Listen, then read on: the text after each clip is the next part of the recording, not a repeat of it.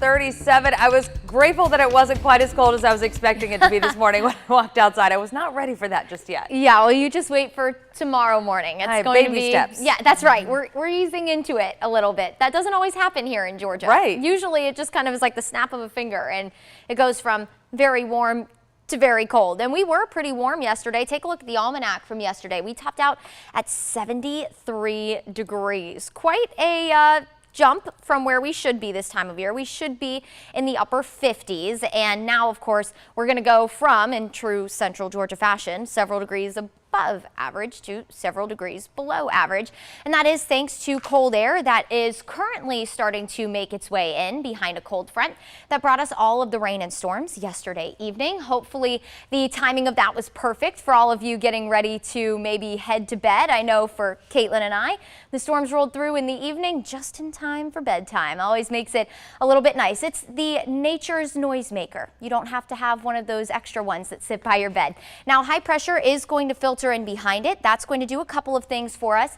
It's going to help clear our skies through the day behind our front. Right now, we do have a few pesky lingering clouds, so that is helping to keep some spots a little bit warmer. You're in the low 60s if you're south of Macon this morning.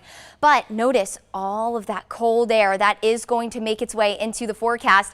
Indianapolis, that's going to be a hot spot tonight, of course, where the big game is tonight, UGA versus Alabama. Hopefully, we're just claiming it now, going to take the win. They're at 13 degrees right now, but guess what? It's going to get colder as we head into the evening tonight.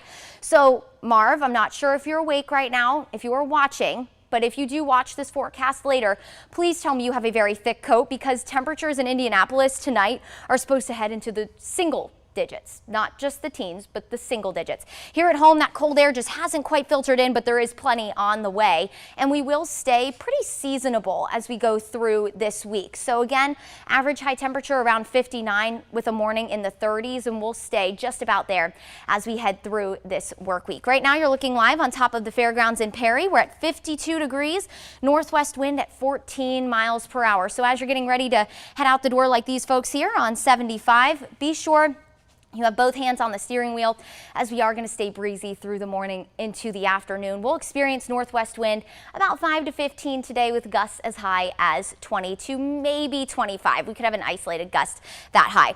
Now, here's the colder air already starting to filter in. So depending on where you're waking up with us this morning, depends on what kind of jacket you need. Maybe a little bit of a thicker jacket if you're in our northwestern counties and places like Thomaston, where you're at 43, 52 in Macon and in Warner Robins. And then we're still in the 60s in places like Vidalia and McRae, and 59 in Eastman. So maybe a lighter jacket if you're heading out there. Here's a look at the wind gust values. If it wants to load, there we go.